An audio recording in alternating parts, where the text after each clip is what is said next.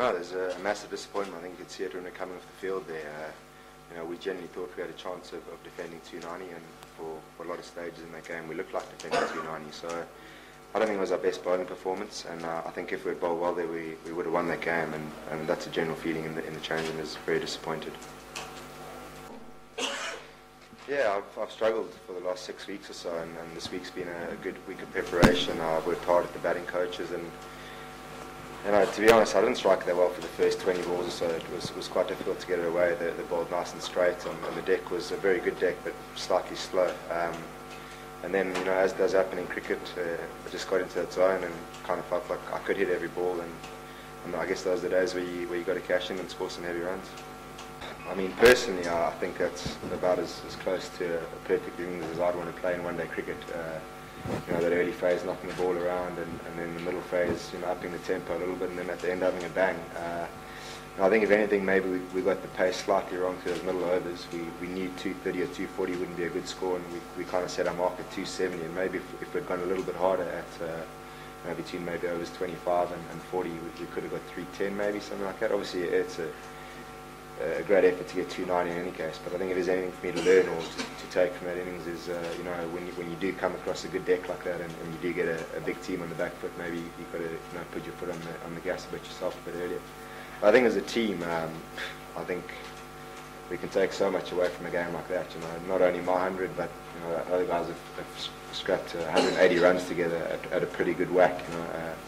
4 or 5 guys have played fantastic innings, and we said at the start of the tournament that we want to play brave cricket, not worry about the outcomes too much, and stand up to these big teams. And I think tonight's a perfect example of us doing that as a team. Positive, definitely. Obviously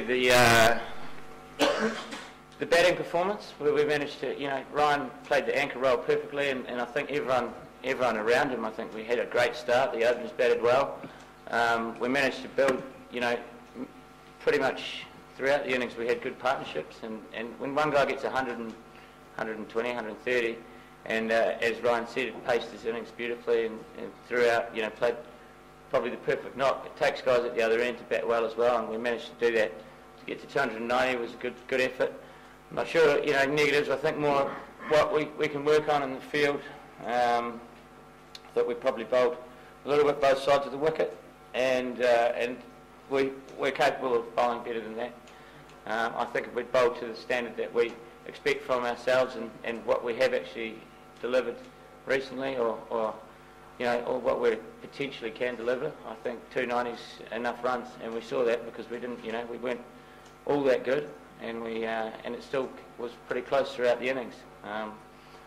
It's a big score, and if you just hang in there, bowl at line and length, then you've got a chance. And I think we've got some improving to do before the next game.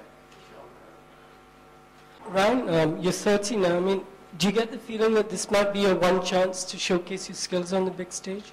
Is there that feeling? No, not at all.